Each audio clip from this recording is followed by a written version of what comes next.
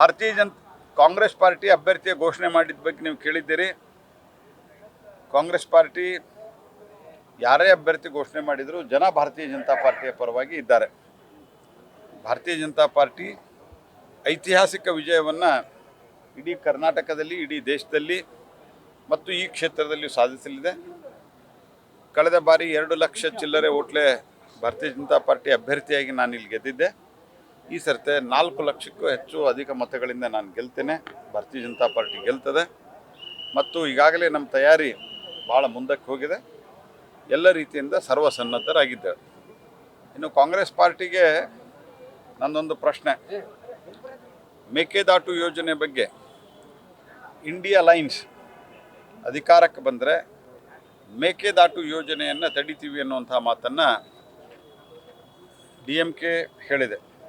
ಅದು ಕೇವಲ ತನ್ನ ಪ್ರಣಾಳಿಕೆಯಲ್ಲಿ ಹಾಕಿದ್ದಷ್ಟೇ ಅಲ್ಲ, ಆದರೆ ಇಂಡಿಯಾ ಅಲೈನ್ಸದ ಪ್ರಮುಖ ಪಕ್ಷ ಕಾಂಗ್ರೆಸ್ ಪಾರ್ಟಿ. ಇಂಡಿಯಾ ಅಲೈನ್ಸದ ಒಂದು ಪ್ರಣಾಳಿಕೆ ಅನ್ನೋ ರೀತಿಯಲ್ಲಿ ಅದನ್ನು ಅವರು ಘೋಷಣೆ ಮಾಡಿದ್ದಾರೆ. ನಾನು ಕೇಳೋದು ಕಾಂಗ್ರೆಸ್ ಪಾರ್ಟಿಗೆ ನಿಮ್ಮ ನಿಲುವೇನಿದರ ಬಗ್ಗೆ. ಎರಡನೇದಾಗಿ, ನೀವು ದಿಲ್ಲಿಗೆ ಬಂದು ಪ್ರತಿಭಟನೆ ಮಾಡಿದ್ರಿ 2022ರಲ್ಲಿ ಅಪೋಸಿಷನ್ದಲ್ಲಿ ಇದ್ದಾಗ.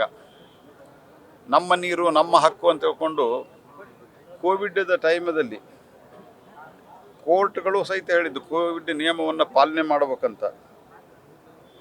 ಆದರೂ ಸಹಿತವಾಗಿ ನೀವು ಒಂದು ಪಾದಯಾತ್ರೆ ಮಾಡಿದ್ರಿ. ಇವತ್ತು ನಿಮ್ಮ ಒಂದು ಘಟಕ ಪಕ್ಷ ನಮ್ಮ ಇಂಡಿಯಾ ಅಲೈನ್ಸ್ ಸೆಂಟ್ರಲ್ದಲ್ಲಿ ಬಂದರೆ ನಾವು ಮೇಕೆದಾಟು ಯೋಜನೆಯನ್ನು ತಡಿತೀವಿ ಅನ್ನುವಂಥ ಮಾತನ್ನು ಹೇಳಿದ್ರಿ. ಈಗ ನಿಮ್ಮ ನಿಲುವೇನು? ಕಾಂಗ್ರೆಸ್ ಪಾರ್ಟಿ ಹಿಂದೆ ಮಹದಾಯಿ ಯೋಜನೆಯಲ್ಲೂ ಕೂಡ ಶ್ರೀಮತಿ ಸೋನಿಯಾ ಗಾಂಧಿಯವರು ಒಂದು ಹನಿ ನೀರು ಕೊಡಲ್ಲ ಅನ್ನುವಂಥ ಮಾತನ್ನು ಗೋವಾದಲ್ಲಿ ಹೋಗಿ ಹೇಳಿದರು. ಮೇಕೆದಾಟು ಒಂದು ಬ್ಯಾಲೆನ್ಸಿಂಗ್ ರಿಸರ್ವಾಯರ್. ಅದು ಅಲ್ಲಿ ಬೆಂಗಳೂರಿಗೆ ಕುಡಿಯೋ ನೀರು ಅದು ಮಾನ್ಸೂನ್ದಲ್ಲಿ ಎಕ್ಸೆಸ್ ವಾಟರನ್ನು ಸಂಗ್ರಹಿಸಿ ಬೆಂಗಳೂರಿಗೆ ಕುಡಿಯೋ ನೀರು ಮತ್ತು ಎಲೆಕ್ಟ್ರಿಸಿಟಿ ಜನರೇಷನ್ಗೆ ಉಪಯೋಗ ಮಾಡೋದ್ರಿಂದ ಉಳಿದ ನೀರು ಮುಂದೆ ತಮಿಳುನಾಡಿಗೆ ಹರಿದು ಹೋಗ್ತದೆ. ಆದ್ದರಿಂದ ನೀವು ದಿಲ್ಲಿಯಲ್ಲಿ ಹೋಗಿ ಮೊನ್ನೆ ಪ್ರತಿಭಟನೆ ಮಾಡಿದ್ರಿ. ಇವತ್ತು ಹೋಗಿ ಪ್ರತಿಭಟನೆ ಮಾಡಿರಿ. ನೀವು DMK ಅವ್ರನ್ನ ಕೈ ಬಿಡ್ತಾರ ಇಂಡಿಯಾದಿಂದ? ಹಂಗಾರ ಸರ್ ತುಟಿ ಅಂತ ಇಲ್ಲ ಸರ್. ಯಾರು ಯಾವುದೇ ಒಂದು ಶಬ್ದನೂ ಹೊರಗೆ ಬರ್ತಾ ಇಲ್ಲ. ಯಾರ್ದು? ಅದೇ ಕಾಂಗ್ರೆಸ್ ಪಾರ್ಟಿಯವರು ಅವಕಾಶವಾದಿ ರಾಜಕಾರಣವನ್ನು ಯಾವತ್ತೂ ಮಾಡ್ತಾ ಬಂದಿದ್ದಾರೆ. ಅವರಿಗೆ ರಾಜ್ಯದ ನೆಲ, ಜಲ, ಸಂಸ್ಕೃತಿಯ ಬಗ್ಗೆ ಯಾವುದೇ ರೀತಿಯಾದಂಥ ಭಾವನೆ ಇಲ್ಲ, ಯಾವುದೇ ರೀತಿಯಾದಂಥ ಗೌರವ ಇಲ್ಲ, ಅದನ್ನು ರಕ್ಷಿಸಬೇಕು ಅನ್ನುವಂಥ ಬದ್ಧತೆ ಇಲ್ಲ. ಹಾಗಾಗಿ ಅವರ ಮತ್ತೊಮ್ಮೆ ತಮ್ಮ ಡೊಂಗಿತನ ಪ್ರದರ್ಶನ ಮಾಡ್ತಾ ಇದ್ದಾರೆ. ಮೊನ್ನೆನ ಹೊರಗೆ ಬಂದಿದೆ, ನಾವು ವೇಟ್ ಮಾಡಿದ್ವಿ. ನಾನು ಮೊನ್ನೆ ಊರಲ್ಲಿ ಇರಲಿಲ್ಲ, ನಾವು ವೇಟ್ ಮಾಡಿದ್ವಿ ಅವರೇನಾದರೂ ಇದರ ಬಗ್ಗೆ ಒಂದು ಸ್ಪಷ್ಟೀಕರಣ ಕೊಡ್ತಾರಂತ.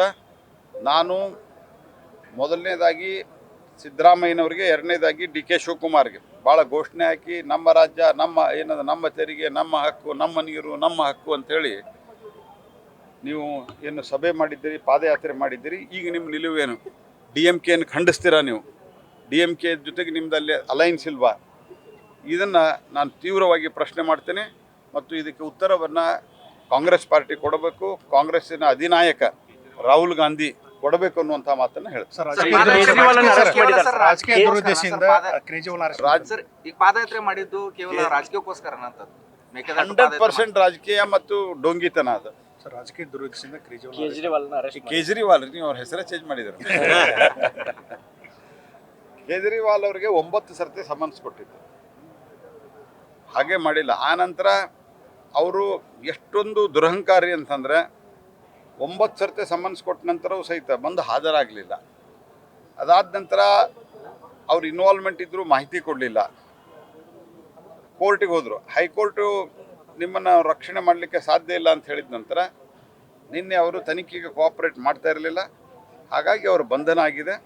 PMLA ಏನಿದೆ, prohibition of money laundry act, ಅದು ಭಾಳ ಕಟ್ಟುನಿಟ್ಟಾಗಿದೆ. ಸ್ವತಃ ಭ್ರಷ್ಟಾಚಾರದ ವಿರುದ್ಧ ಆಂದೋಲನದಲ್ಲಿ ಅಣ್ಣಾ ಹಜಾರೆ ಅವರ ಮೂಲಕ ಬಂದಂಥವ್ರು ಈ ಪ್ರಮಾಣದಲ್ಲಿ ಭ್ರಷ್ಟಾಚಾರದಲ್ಲಿ ಇಳಿತಾರೆ ಅಂತ ಯಾರೂ ಊಹಿಸಿರಲಿಲ್ಲ. ಹಾಗಾಗಿ ಅರೆಸ್ಟ್ ಆಗಿದೆ. ಕಾನೂನು ತನ್ನ ಕ್ರಮ ತೆಗೆದುಕೊಂಡೆ, ಅದರಲ್ಲಿ ಸರ್ಕಾರದ ಪಾತ್ರವೇ ಇಲ್ಲ. ಈಗ ಕೋಡ್ ಆಫ್ ಕಂಡಕ್ಟ್ ಇರೋದ್ರಿಂದ ಸರ್ಕಾರದ ಪಾತ್ರ ಇದರಲ್ಲಿ ಮೊದಲಾದ್ರೂ ಇರಲ್ಲ, ಈಗೂ ಇರಲ್ಲ. ಸರ್, ನಿಮ್ಮ ವಿರುದ್ಧ ಒಬ್ಬ ಸ್ವಾಮೀಜಿ ಒಬ್ರು ಸ್ಪರ್ಧೆ ಮಾಡ್ತಾರೆ. ಲಿಂಗಾಲೇಶ್ವರ ಸ್ವಾಮೀಜಿ ನನಗೆ ಗೊತ್ತಿಲ್ಲ ಅದ್ರ ಬಗ್ಗೆ, ಇನ್ನೂ ಅಧಿಕೃತವಾಗಿ ಅಂತೂ ಎಲ್ಲಿಯೂ ಬಂದಿಲ್ಲ. ಬಂದಾಗ ನೋಡೋಣಂತೆ. ಇಲ್ಲ, ಸ್ಪರ್ಧೆ ನಾನು ಯಾವ ಮಾಡಿದರೆ ಅನ್ನೋದಕ್ಕೆ ನನಗೆ ಯಾಕೆ ಉತ್ತರ ಕೊಡು. ಸರ್, ನಿನ್ನೆ ಈಗ ಸೋನಿಯಾ ಗಾಂಧಿ ಮತ್ತು ಮಲ್ಲಿಕಾರ್ಜುನ ಖರ್ಗೆ ಅವರು ಪ್ರೆಸ್ ಮೀಟ್ ಮಾಡಿದ್ರು. ಇಡಿ ಅನ್ನ ಮತ್ತು ನೋಡ್ರಿ, ಯಾವುದು ದುರುಪಯೋಗ ಮಾಡ್ಕೊಂಡಿಲ್ಲ. ಅವರು ಟ್ಯಾಕ್ಸ್ ತುಂಬಬೇಕಾಗಿತ್ತು, ಟ್ಯಾಕ್ಸ್ ತುಂಬಿಲ್ಲ, ಟ್ಯಾಕ್ಸ್ ಅನ್ನ ಡಿಡಕ್ಟ್ ಮಾಡಿದ್ದಾರೆ. ಅವ್ರು ಈಗ ಅಕೌಂಟ್ ಫ್ರೀಸ್ ಇಲ್ಲ ಅವ್ರದ್ದು. ಟ್ಯಾಕ್ಸ್ ಏನಿತ್ತು ಅದ್ರ ದುಡ್ಡು ಕಲ್ ಡಿಡಕ್ಟ್ ಮಾಡಿ. ಕಾಂಗ್ರೆಸ್ ವೀಕ್ ಮಾಡ್ತಿದ್ರಿ ಈ ಮೂಲಕ ಅಂತ. ಕಾಂಗ್ರೆಸ್ ವೀಕ್ ಮಾಡ್ಲಿಕ್ಕೆ ನಾವ್ಯಾಕೆ ಬೇಕು? ಜನನ ವೀಕ್ ಮಾಡ್ಯಾರ. ನ್ಯೂಸ್ ಫಸ್ಟ್ ನಿರ್ಭೀತಿಯಿಂದ ನಿಮ್ಮ ಪರವಾಗಿ.